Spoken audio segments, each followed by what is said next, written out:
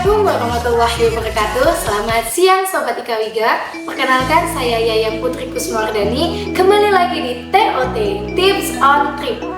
Nah, pada episode kali ini kita akan membahas tentang tips on trip, bagaimana mendapatkan pendanaan proposal khususnya untuk mahasiswa yang diadakan oleh pemerintah, yaitu PKM dan P2MW.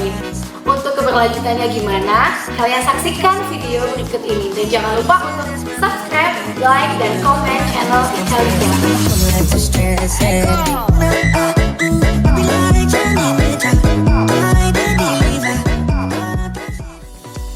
Nah, basically, apa sih PKM dan P2MW itu?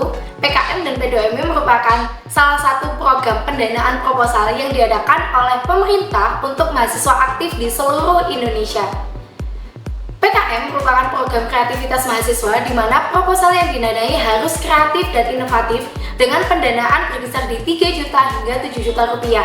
Sedangkan P2MW merupakan program pendanaan mahasiswa wirausaha di mana pendanaan tersebut dibagi menjadi dua, yaitu tahapan awal dan tahapan bertumbuh dengan range pendanaan sebesar 10 hingga 20 juta.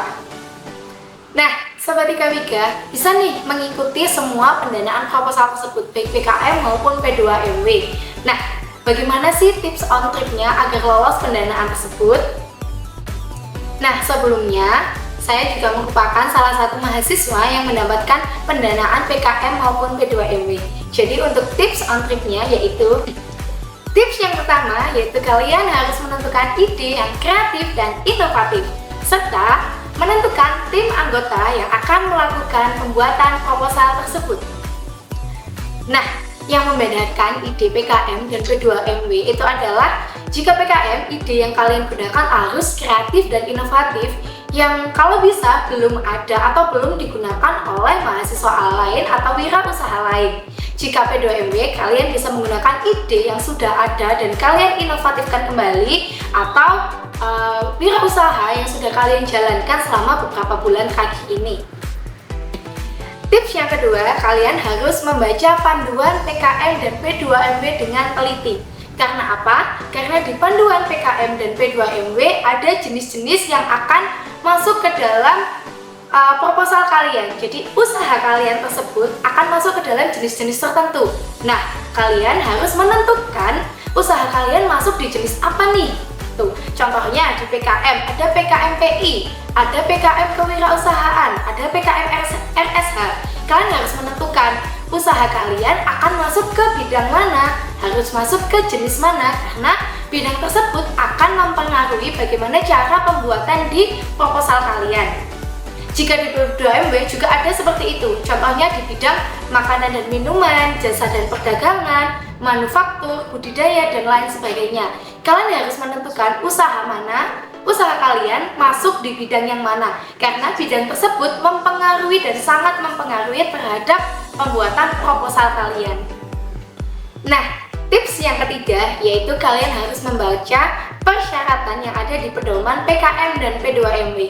Karena pedoman PKM dan P2MW mempunyai karakteristik yang berbeda. Jika di PKM, kalian harus benar-benar mengikuti poin-poin yang tertera di panduan tersebut, karena poin-poin tersebut akan mempengaruhi dalam penilaian di dalam penilai PKM. Contohnya nih, di P2PKM proposal kalian harus menggunakan teks Times New Roman dengan ukuran 12. Nah, kalian kalau nggak menggunakan ukuran tersebut, itu otomatis langsung terseleksi gagal.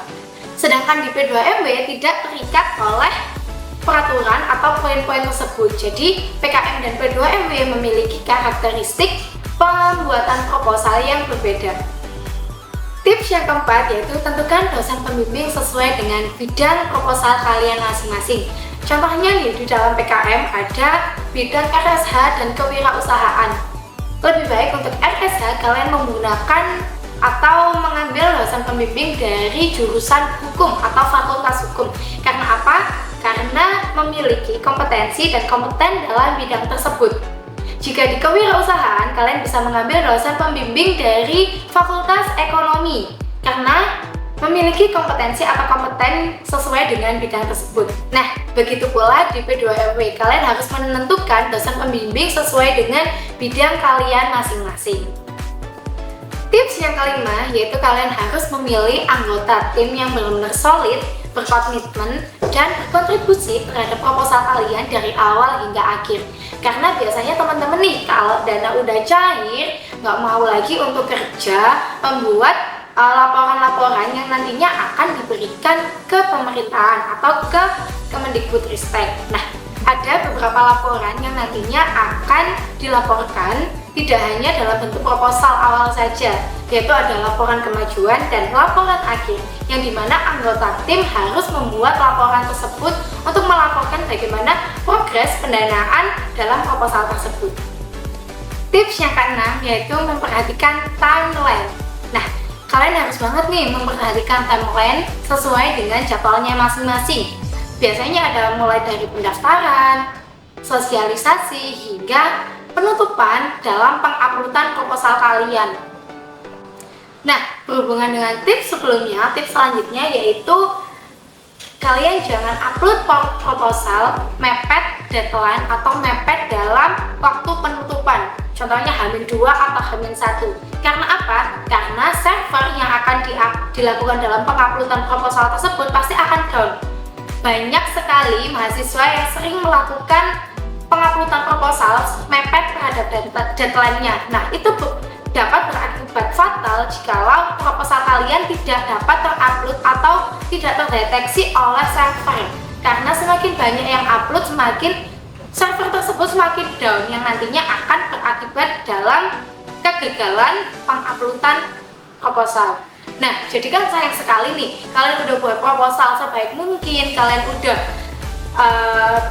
mengajukan bimbingan terhadap dosen pembimbing, dan proposal kalian udah sangat kreatif dan inovatif, sudah sesuai dengan pedoman, sudah sesuai dengan poin-poin yang ditentukan, tetapi dalam penguploadan proposal kalian melebihi waktu yang telah ditentukan, jadi tidak bisa terupload.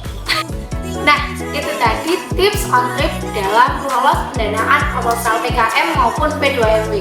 Jadi jangan takut untuk Sobat Ika-Ika, terutama untuk mahasiswa semester 1 yang lagi semangat-semangatnya nih untuk membuat proposal dalam pendanaan PKM maupun di P2MW. Jangan takut untuk gagal, karena gagal merupakan awal dari kesuksesan. Semangat untuk mendapatkan pendanaan proposal tersebut karena dapat bermanfaat untuk kalian sendiri maupun di sekitar kalian.